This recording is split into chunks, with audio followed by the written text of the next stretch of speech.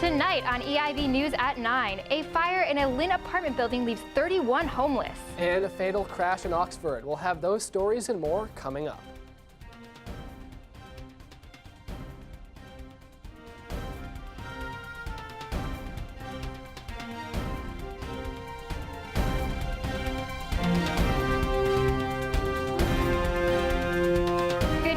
Welcome to EIV News at 9. I'm Ellie Romano. And I'm Sean Stackhouse. Now, we just wanted to let you know that American Psycho that was previously playing has been moved to Channel 57. But we now begin with tonight's top stories. An apartment building that was gutted by a fire in Lynn on Wednesday morning, leaving 31 people, including 7 children, homeless. The 3-story building lit up around midnight, forcing dozens to flee. Buses from the MBTA were used to shelter the residents until the fire had died down. Everyone made it out safely and no injuries were reported. The Red Cross is currently assisting the families left without a home. Firefighters have not yet determined the cause of the blaze. A 5-year-old boy was hit by a car in Worcester when he was crossing the street Tuesday. The boy was let off the school bus without a parent present, a violation of district policies. The boy was apparently flung 24 feet by the impact and suffered a broken leg and minor head trauma. Luckily, a certified nursing assistant pulled over to help the child and contact his parents. The school is now working with the bus company and Worcester Police to determine if any changes need to be made to busing procedures. Tragedy struck on Monday in a fatal crash in Oxford. 36-year-old Christina Russin was behind the wheel of a car that collided with a cement truck on Route 20. Russin died upon impact, and her 2 children were hospitalized in critical condition. According to authorities, Russin's car crossed the center lane and collided with the cement truck traveling the other direction. Her 9-month-old infant was pronounced dead later on Tuesday, but her 2-year-old son is in critical condition but stable. The driver of the truck only has minor injuries. A major drug bust on the South Shore on Monday morning currently has local and state police investigating a massive marijuana growing operation in Fall River. Police seized over 200 plants from a warehouse after noting an overwhelming smell of marijuana. The warehouse was located on 379 Kilbourne Street, just 3 blocks away from a local playground and elementary school.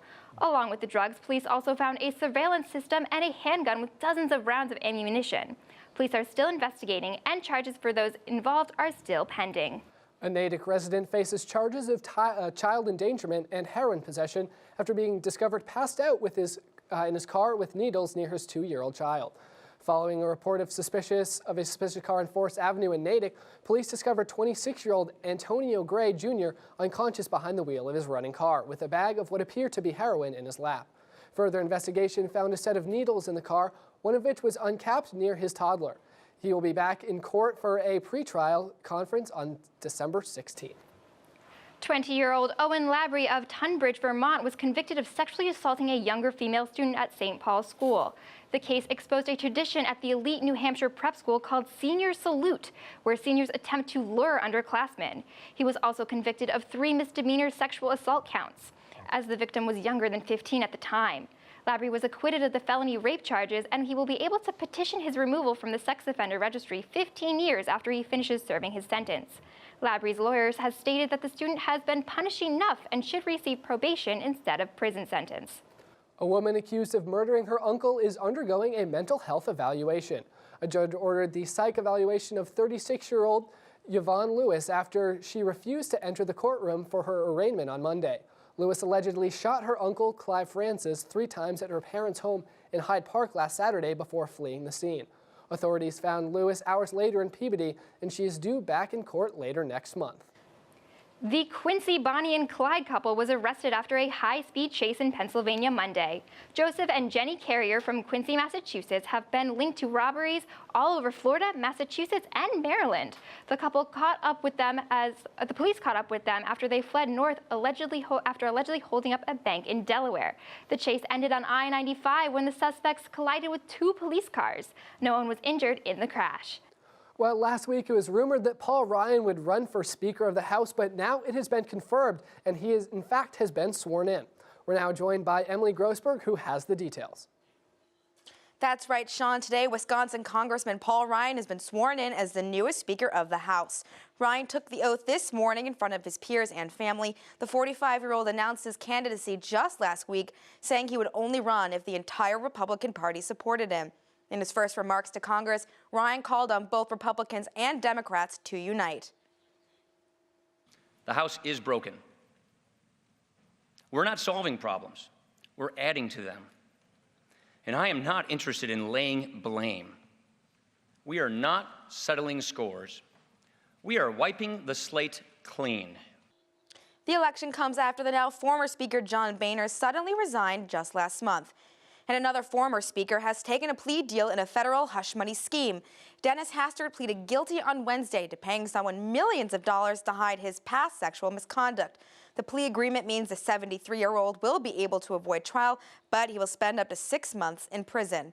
And it was the war of the words in Boulder, Colorado last night when CNBC's economy-based Republican debate covered tax reform, Medicare, and Social Security.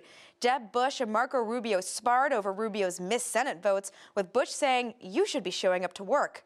Rubio refused to resign, as Bush suggested, and didn't strike back at the governor, which a lot of people applauded.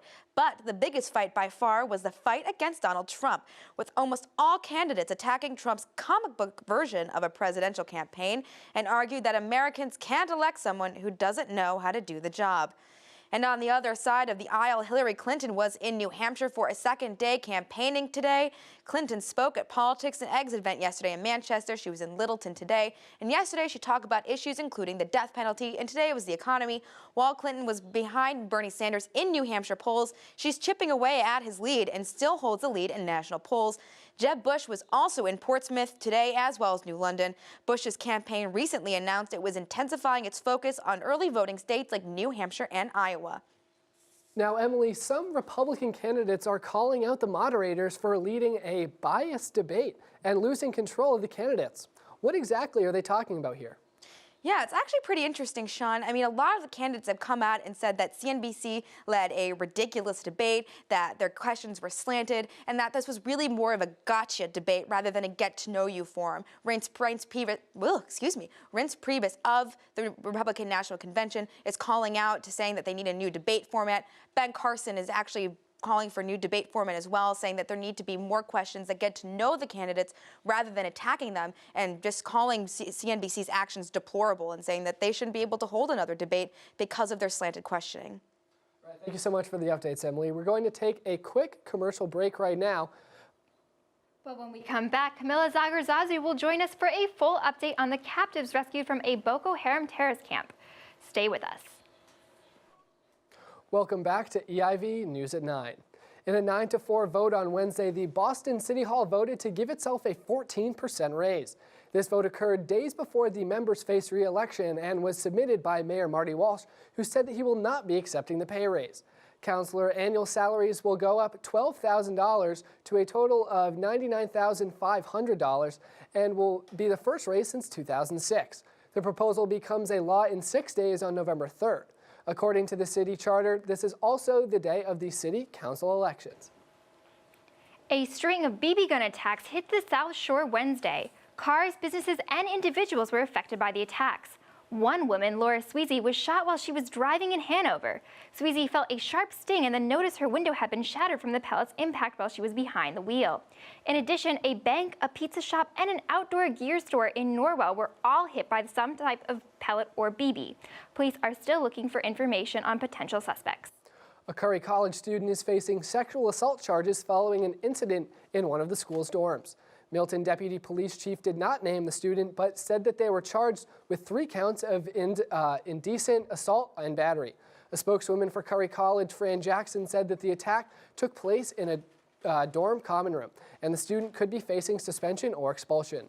This report joins the list of 6 other sexual assault cases that were reported on campus last year.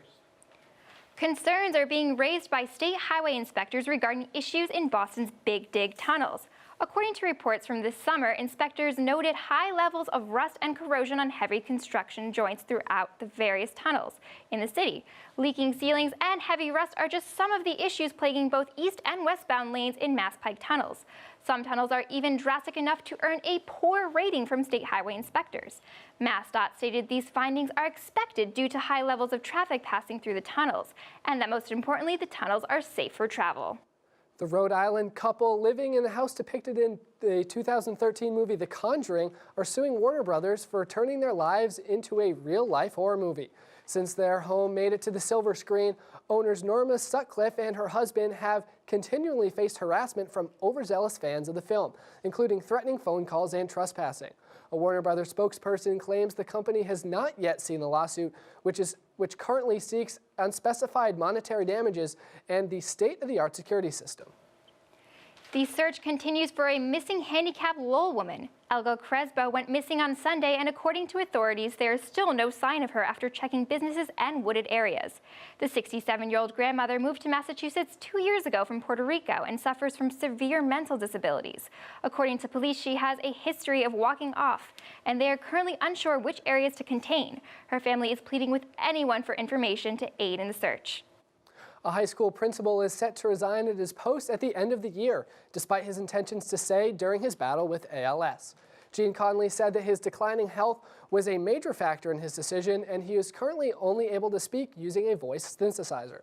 Conley has served as principal of Concord High School in New Hampshire for 14 years. Superintendent Terry Forston thanked the principal for his service to the school and announced at the beginning of the year for a search for his replacement.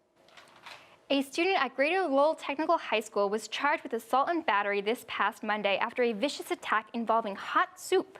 On October 15th, an unidentified 16-year-old female received second-degree burns after a bowl of hot soup was dumped over her head in the hallway. Both the girl and the 15-year-old suspect are students at the school in Tyngsboro, Massachusetts, where the event allegedly occurred.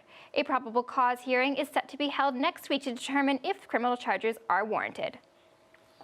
We're now joined by our international correspondent, Camila Zagarzazu. Camila, what can you tell us about the captives rescued from a Boko Haram terrorist camp? Nigerian troops rescued 338 people held captive at suspected Boko Haram terrorist camps. At least 30 Boko Haram terrorists were killed during the operation, and soldiers recovered arms and ammunition during the raid. The government gave no indication of whether any of those rescued were among the hundreds of girls kidnapped in Nigeria in April of last year. The terrorist group has robbed banks, kidnapped people, and attacked police stations. 43 militants who belonged to the terrorist group were arrested, including a senior leader in the organization. A member of Saudi Arabia's royal family was detained at the Beirut, Lebanon airport over an alleged attempt to smuggle drugs out of the country on a private plane. The prince was among 5 Saudi nationals arrested after being accused of trying to transport 2 tons of Captagon pills onto a plane bound for Saudi Arabia. It was the largest drug bust ever conducted at the Beirut International Airport.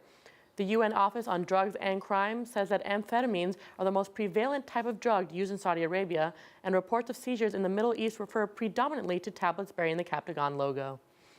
Austria will build a fence along its border with Slovenia to slow down the flood of refugees heading to Northern Europe, officials announced Wednesday.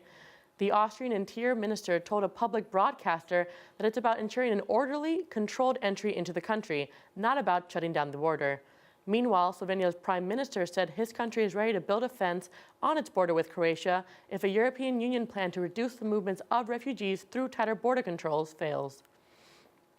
For the first time, Iran will join talks about Syria's civil war later this week in Vienna, showing the Islamic Republic's newfound stature since agreeing to a nuclear deal with world powers. Russia invited Iran to join the talks, bringing Syria's 2 closest allies to the table in support of the president. The country is in the 5th year of a civil war that has killed more than 250,000 people and displaced half of the population. The talks will involve about 12 countries, including the United States, which back Syria's opposition. President Barack Obama said Syria's conflict can't be resolved if the Syrian president remains in power. Now, Camilla, what is the state of refugee camps in these countries? Unfortunately, they're not good, Ellie. A lot of them are filling up very quickly, causing migrants and refugees to have to seek, establishments everywhere. And unfortunately, there's been a lot of fires recently where people think that are arsons that are causing them to either be uninhabitable or just burn down to the ground altogether. So officials are trying to conceal the addresses of these asylums to ensure the safety of the people that are inside them. Thanks, Camilla. We're going to take another quick commercial break. But when we come back, Jack Schwartz joins us to talk about Amazon.com's new initiative. We'll be right back. Welcome back to EIV News at 9. Thanks for staying with us. Amazon announced this week that it will be starting its own shopping network. Jack Schwartz joins us now to tell us more. According to a new report from GeekWire, Amazon may soon have its own shopping channel, allowing viewers to buy items right off of their screens. The channel, expected to launch next year, is expected to work similar to the existing banner ads on Amazon's existing Fire TV platform, along with using new technology from the online live gaming network Twitch. Amazon purchased that software for $970 million last year. And in financial news, stock markets around the world are in decline and bond yields are rising as investors weigh the possibility and implications of a U.S. interest rate rise before the end of the year. The Federal Reserve kept its rates on hold on Wednesday as expected, but took the unusual step of strengthening their language surrounding timing, making it clear a December rate hike was still possible. The U.S. stock market initially reacted negatively to the Fed statement, but has since reversed course and ended near the day's high on Wednesday. And YouTube has launched its new paid subscription service, YouTube Red. For $9.99 a month, YouTube Red allows users to access videos across YouTube without advertisements and will also allow users to save videos for offline viewing. The streaming service will also allow users to listen to audio from videos in the background while using other apps on their mobile devices. YouTube also plans on releasing a separate YouTube Music app designed specifically for music videos. YouTube is expected to make some content exclusive to YouTube Red subscribers early next year, and users can enter a 1-month free trial. Google is expected to follow Apple's lead from their launch of Apple Music this past summer and will pay content creators during this free trial. And True TV is expected to change their format as well. Following a move from an action-oriented reality channel to an emphasis on comedy last year, the network has announced a reduction in commercial time during their primetime programming. The network's new format will increase content by 20%, allowing both viewers to get content they want and for advertisers to have premium space for their brands in a less cluttered environment. President and head of programming Chris Lynn said in a statement, "I'm excited for True TV to be a first mover in the industry, to deliver a better experience for our viewers. It's the kind of bold and game-changing move that audiences have come to expect from True TV." That's what I have for business news this week. Ellie and Sean, back to you. Now, Jack, how are other networks reacting to True TV's new commercial policy? It doesn't seem like something that they would be too keen about. Well, Sean, there hasn't been a direct reaction from any networks yet, but Wall Street has been warning many major cable networks for the past few years that the current model of cramming more commercials to substitute for a drop in ratings is an unsustainable business model, and that's something it has to give at some point. So hopefully this is going to be the push they need after viewers react, hopefully positively to this, to get the other networks to follow suit. All right. Thank you, Jack. Now, a spooky find by MBTA workers comes days before Halloween in Boston. A hollow section of concrete was unearthed Tuesday. The section, thought to be at least 60 years old, was hiding ghoulish masks and capes in a work zone. MBTA spokesman Joe Passaterno says that despite the find, the work at the Government Center station remains on schedule and is set to reopen next spring.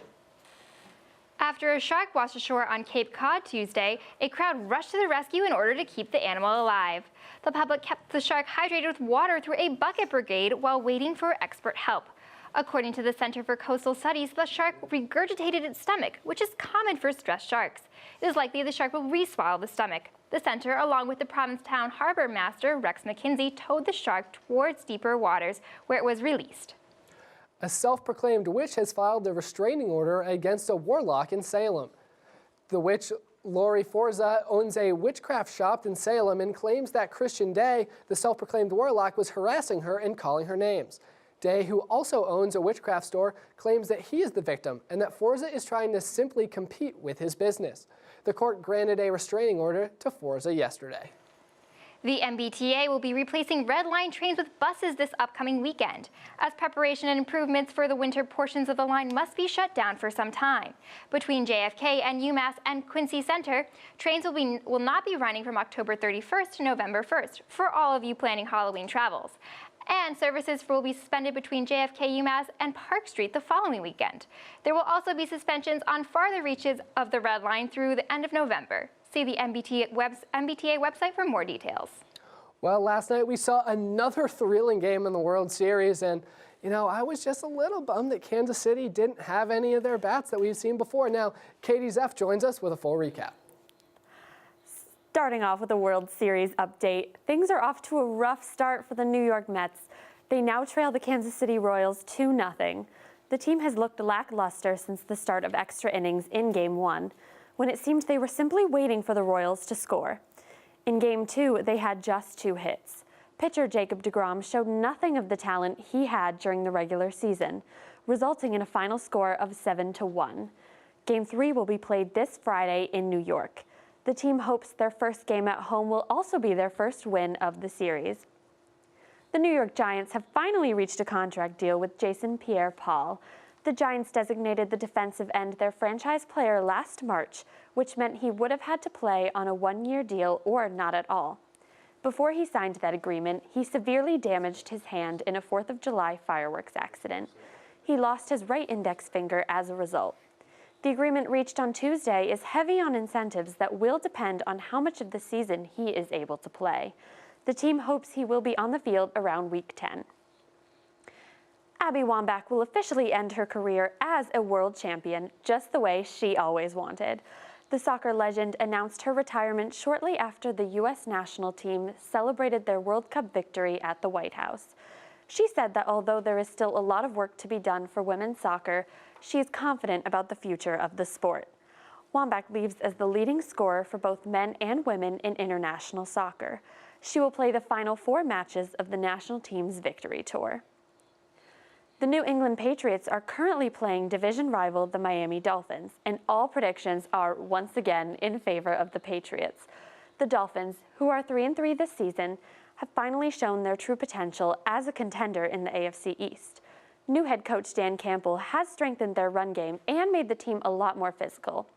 However, Ryan Tannehill is simply not Tom Brady. Brady has been near perfect this season, leading the Patriots to a victory last week against the best defense in football. If the Dolphins want to win tonight, they have to find some way of shutting the passing game down. That's it for sports. Ellie and Sean, back to you. Now, Katie, the Patriots are currently on top of the Dolphins 9-0 early in the first half. Now, do you expect this to stay the same? Absolutely, Sean. There is no question in my mind that the Patriots are going to come out with a win on this one. They are 6-0 this season. They have shown no signs of slowing down. Tom Brady has been near perfect. It is definitely clear that the team is out for revenge after Deflategate. And the Dolphins simply don't have the offense or the defense to compete with them right now. Yeah, as you said earlier, they don't really have that offense, and they haven't scored yet, but the Patriots have. Rob Gronkowski was able to pick up that touchdown, but they were also able to force a safety, one of the most rare ways to score. Now, do you think the Pats are going to stick with this pass game, or maybe switch down and try to hand it off to Dion Lewis or LeGarrette Blount? Honestly, I think the Pats are going to stick with their pass game. It's the strongest game. While their run game isn't bad, they haven't had as much success this season with it, and Brady is just on fire. They've got Gronk, they've got Edelman and Amendola. There's too many weapons with the pass game. Yeah, let's just hope Brandon LaFell doesn't drop any more passes. But thank you for the updates, Katie. We're going to take one more quick commercial break, but when we come back, Ross Cristantiello will join us for a full weather forecast. But before that, we're going to give you an exclusive look at EIV News in Focus. Let's take a look.